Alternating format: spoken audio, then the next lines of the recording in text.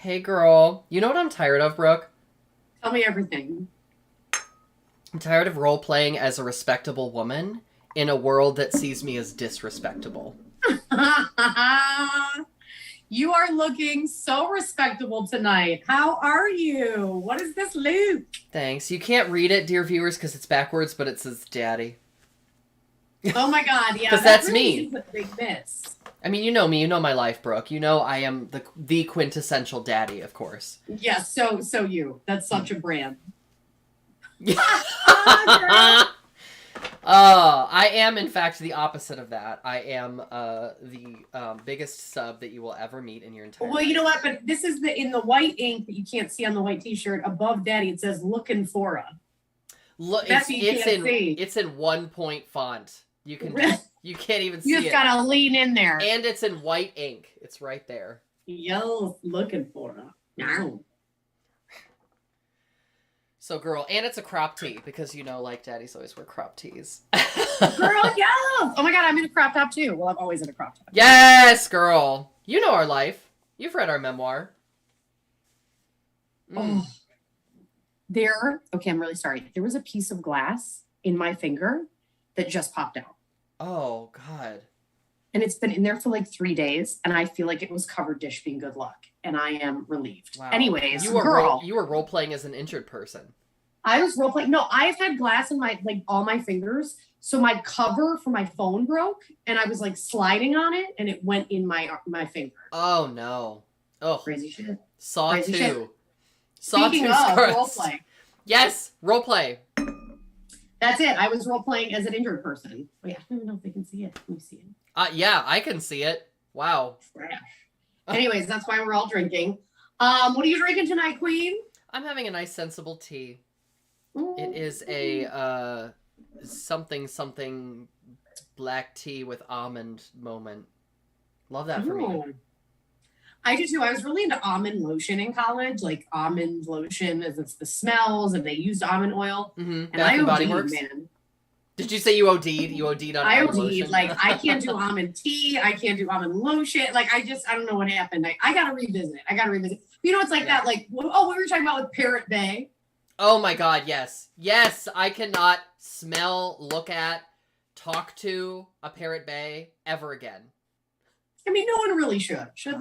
God. No, it was a great thing to do to yourself when you're 21. Like a nice parrot bay and Coke. In front of the Ah, PlayStation 2. forget about it.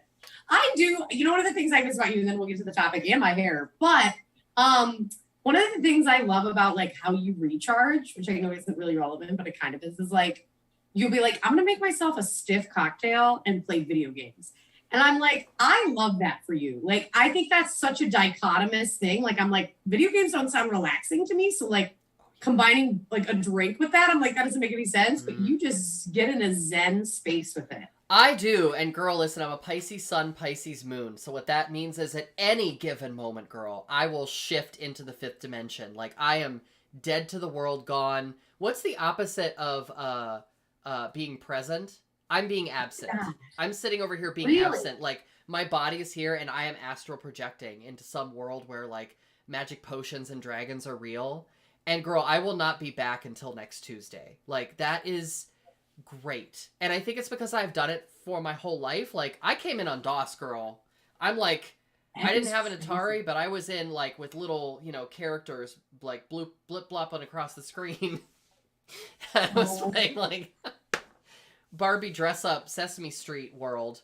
Let's spell ABCs in DOS. So, like, I'm very familiar with the format. You know what I'm saying? yeah. I know it. It's I was a little comforting. kid. It's very comforting, exactly. And I like to replay old video games because Right. I don't like surprises. I like the predictableness of it. Do you rewatch television shows? Is that a thing you do? Girl, I know one what you is like to always rewatch. on my Hulu? Right? Yes, that part. Yes. It's always Bob's Burgers. It's just always Bob's. Mm-hmm. And sometimes I even like, especially if I've had a stressful day, I don't go to a new episode. Right? So that's me. That's me Like, in video games. I'm like, I've yeah, been here. I know where all the secrets are. I know where the Easter eggs are. Like, boom, boom, boom. I just want to rewatch the cutscenes and get into that moment, you know? Yeah, I love that. And it's actually really interesting to hear you say that. I'm trying to think of the other people I know that almost, I mean, I think of a few, they kind of live like you do, which is very close to that space of disappearing. People that live like you do. You know, you people. Breaking news, Brooke Curtis called Eileen Galvin, you people. You people, not clickbait. Don't take me out of context. Brooke Curtis is canceled. Or whatever the fuck. Oh, I wish I was canceled. I have so much more time on my hands. I'm kidding. Don't cancel me. I love my hair like this, and my person hates my hair like this, and my person is out of town, and I'm totally like, oh yes, this is my rebel moment. Obviously, they would never tell me how to do my hair, but I'm like, I know it drives them crazy when I'm because I think it just makes them feel like I'm a child prostitute. I'm not like 100% sure why they don't like it. It is kind of love it, and I love it. So yes. I feel very fun. Yeah, it's like Baby Spice, messy space bun, you know, like sort of like, oh my God, contemporary Leia. And listen, I love your person, you people, but I agree to disagree on this. I think it's lit, especially with those big hoop earrings. It's a serve. Thank you, Queen. I appreciate you. Feel like this is my most rebellious thing I'm doing, so I'm so tired. I'm like, oh, this is my thing. Space buns. Daddy's out of town getting lit. Is Daddy out of town, Brooke? Daddy's always in town for me. Daddy's home, baby. This crop top. Love you. Oh my God, you're so funny. So yeah, so technically we're here to discuss role play, but you know, we busy. We got a lot going on. Yeah, but we might also be talking about procrastination because I don't wanna. Yeah. Well, role play. So it's interesting because obviously role play like falls into kink, but I think it even goes beyond sex too. Like, oh, surely. You know, I think I've been in a lot of relationships, and I am very good at saying the success of a relationship has nothing to do with the length, because I haven't had a ton of long relationships. So just for the record, like, of course I think that. And you're like in this long ass relationship, so feel free to jump in on this perspective. Well, I do think it's very odd and unexpected, but yes, you know. But I do think like some of the roles I've taken on in relationships where I think I can thrive the most, I actually can look back at them now. He's like, oh, part of the reason we didn't succeed is because that wasn't like a comfortable and healthy space for me. You know what I mean? And even the roles we take on in relationships, not even like even the emotional roles we take on in relationships, like what are the roles you really keep that are good for your core and kind of help you stay centered and grounded? And one of those things where you're like, that's not really serving me. I feel like if I'm in a role that I'm not comfortable with in a relationship, sexually or otherwise, I just kind of feel like one of those octopus that punches a fish. Have you ever seen that video? Yes. There's like... But it's like an octopus punch, so they're kind of like... Yeah, and they just like... And they're like, what are they doing? And I'm like, they're just fucking with fish because they're stressed. And I'm like, I feel you. They're just stressed. Just like... Anyways. Do you ever feel like you're in a role that you're uncomfortable with? I did when I was younger. So when I first came out on the scene, I was a... I think the technical term is a twink. I was a twink on the internet. Is that derogatory? Can we tune in, readers? I mean, get in the chat. We're not the deciding factor on whether a term is offensive or not for everyone, but it's not offensive for me. I don't think it's offensive, but the way you said it, there was a weight to it, and I'm like, oh yes, okay. So for me, self-identifying is I know exactly what you're talking about, and girl, nothing gets by you. Like, yes, there is a history behind that. I'm gonna get you. I'm gonna get you. I'll make you share all your shit. I'm the bitch. Yeah. So for me, it was like, kind of like the blonde trope. You know, like, oh, I'm having a blonde moment. It was similar to that for me because I was always self-conscious I think that's the thing, yeah. Not being taken seriously, especially when you are a young gay man who is interested in gay men who are older than you. There's a power dynamic, but there's also kind of like a patronizing condescension that's like, oh, well... You'll learn about that. You're young. You got your whole life ahead. Oh, isn't that cute that you think that? You know? So I think that's where it comes from for me, is this association with young. But I also don't think you have to be young to be a twink. Like, to me, twink is an energy, right?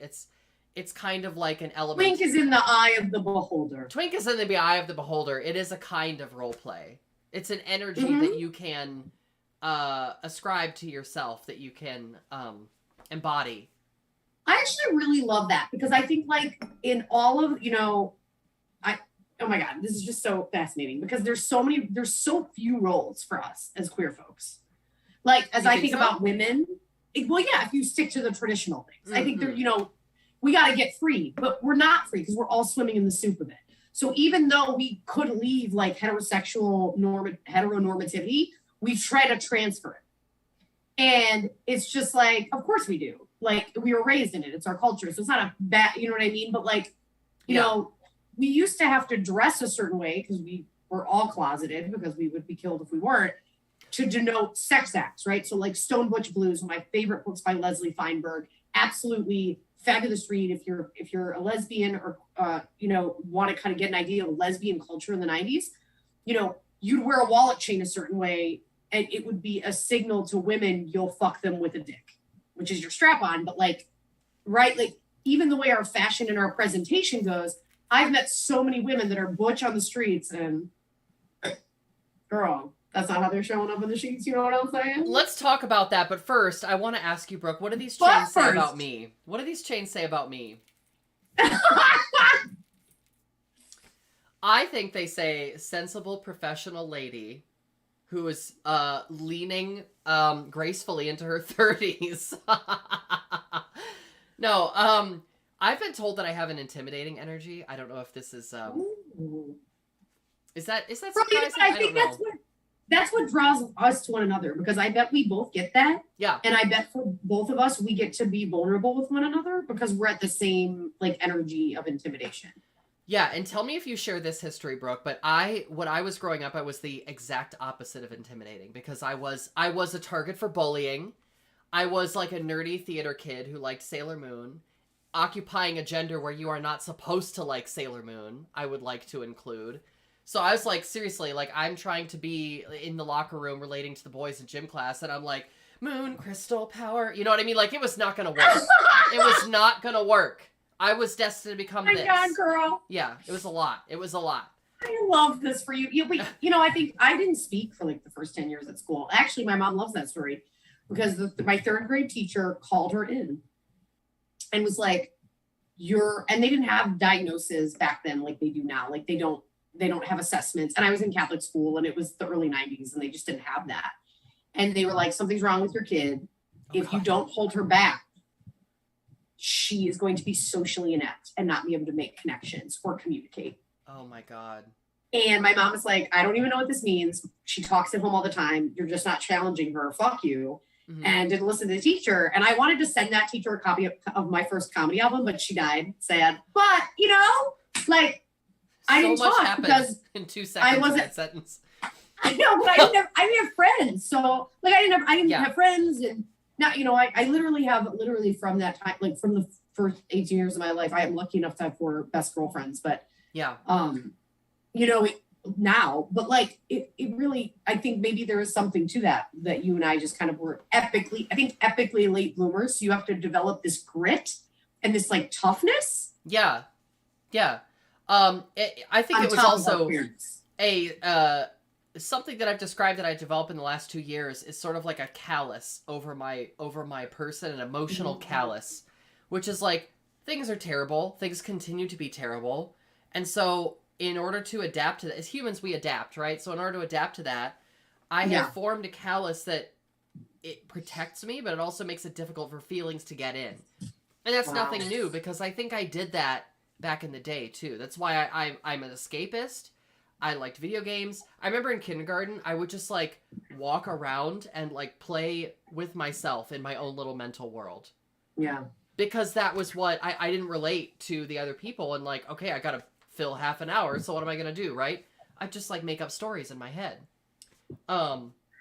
Little baby Eileen. And I didn't really discover my Aries rising, to put it astrologically. I didn't really find my power until being on stage, step 1, and then finally not putting off hormone replacement therapy to treat my gender dysphoria for 8 years.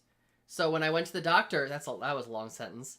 When I went to the doctor, I was like, hey, I still don't feel good in my body. My doctor was like, have you considered hormones though? And I was like, yeah, but I'm like non-binary and blah, like my philosophy doesn't necessarily agree with that. And she's like, shut up, try it out. Like if you don't like it, you can stop. I mean, she wasn't like shut up, but she's like, shut up! You are stopping yourself from considering the very real possibility that this medication could help you feel better, you know? Anyway, long story short, I tried it. It was great. My dysphoria went away. And now I'm like so much myself that I think sometimes it might be too much for people.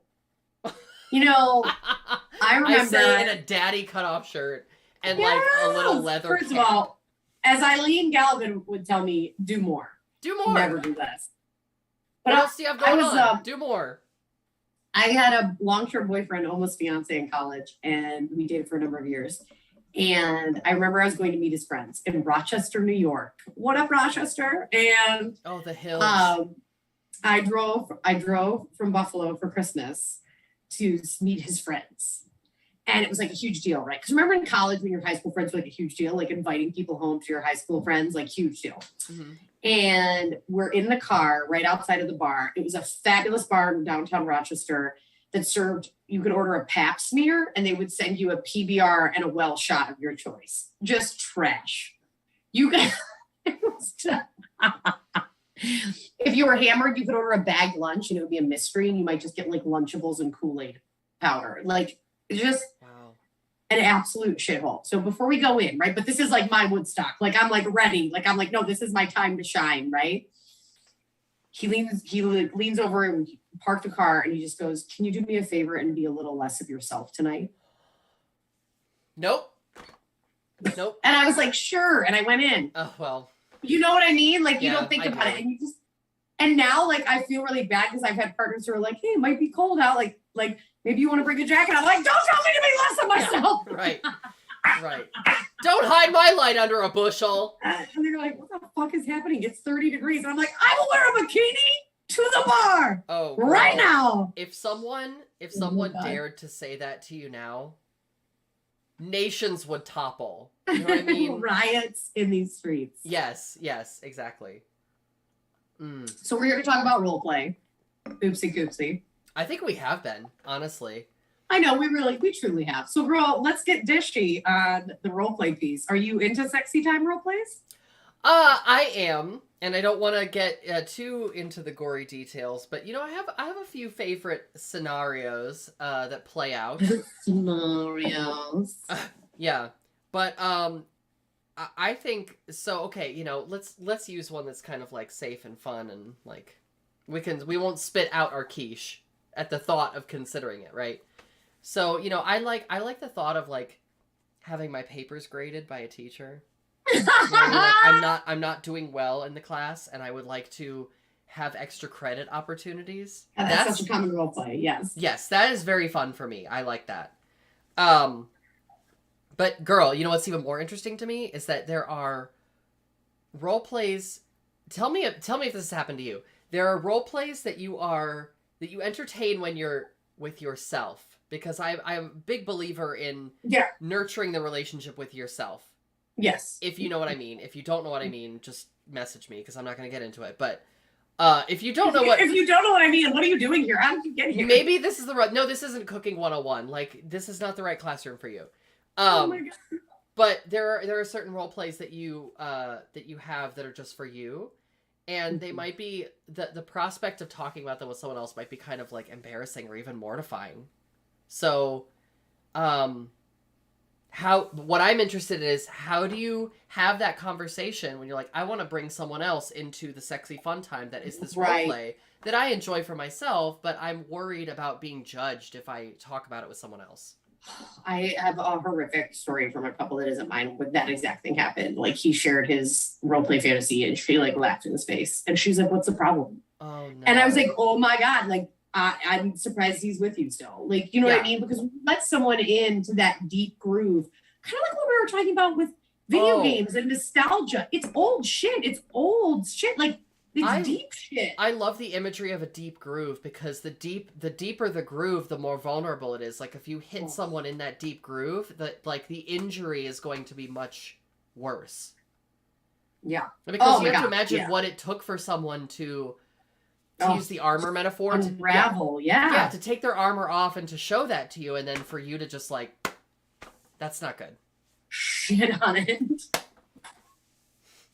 I'm so threatening. Look how butch I am. Oh, girl, you better shape up, honey.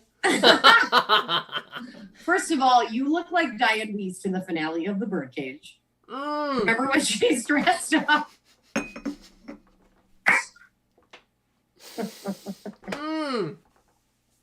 I forgot about Diane Wiest in this little like daddy cap. I like need to pull it up the photo. I don't know how we're gonna do this. But I want to God, do it right now. I don't know if we can with these. What if can I send it to you and then you post it? Girl, I don't on even the dish know. cam. We'll edit it in real time. It's the best. Anyways, if you haven't seen the Birdcage finale, Eileen looks exactly like Diane Wiest at the end of the Birdcage. All the photos of her from the Republicans. I'll have to find it later. Oh my God, girl, I love it. Oh my gosh. Here's what I will say about role play. Obviously, yes, I agree, sexy times. Mm-hmm. But it is, I will say, for like with my acting background, I'm very like annoyed when people break character.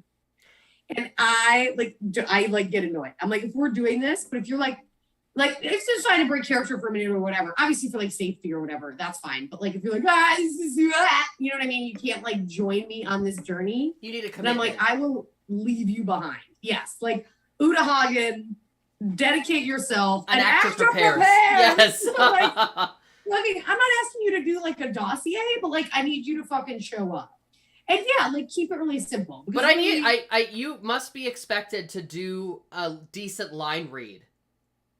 Right, we're not. Yeah, I mean, hello, goodbye. What we're trying to say is this is an audition. So what we're trying to say is, thank you so much for your time. We'll be in touch. So I think that's a big thing. I know that have I told the stripper roleplay story on the dish before? I don't think so. I don't think you have. Okay, so one of my favorites. It's a classic. I was dating this woman, and I told her I had a stripper fantasy, and she's like, "Yay, me too!" And I was like, "Cool."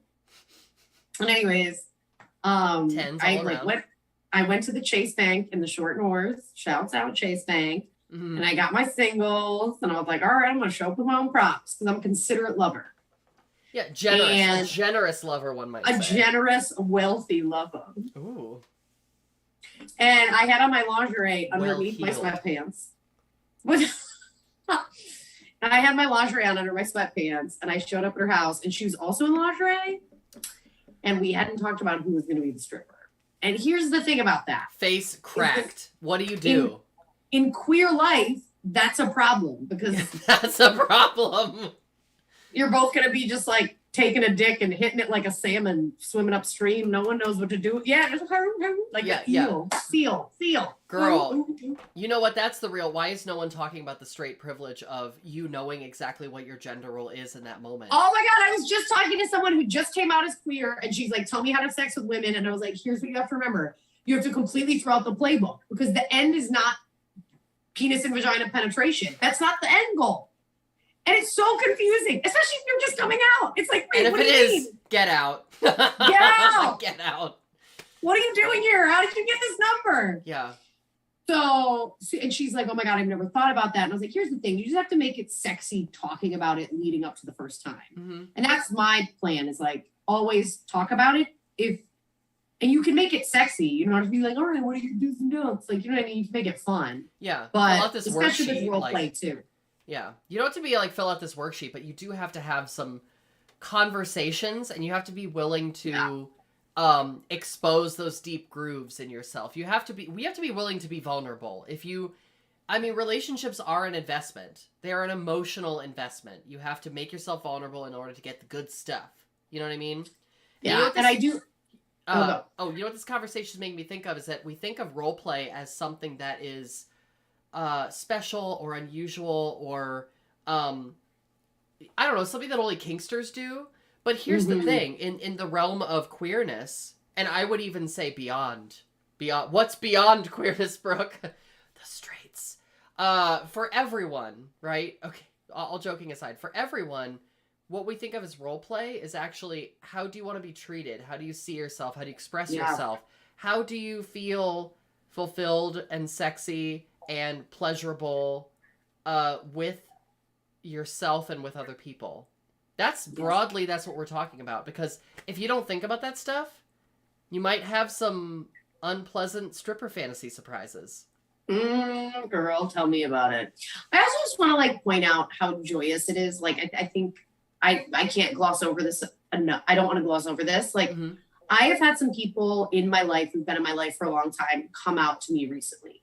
So they've been straight through their 20s and they're part of their 30s. And I am just like so thrilled about it because I think like that's glorious. And some of them are in partnerships and some of them aren't. And some of them are leaving their partners because they've discovered their queerness and are leaving the church as a result. Like, I just like, I also have a beacon. Like I have a beacon when people are like coming out. I'm like, call me. And I love it. I love it. I don't want it to stop. So whatever the beacon is, I love it. I'm not mad about that bat signal, but sometimes I take for granted my growth in my queerness. And it's just so joyous to see people constantly discovering it. Mm-hmm. So it's just been really joyous. And I think that's well, girl, crucial. You are so unabashedly yourself.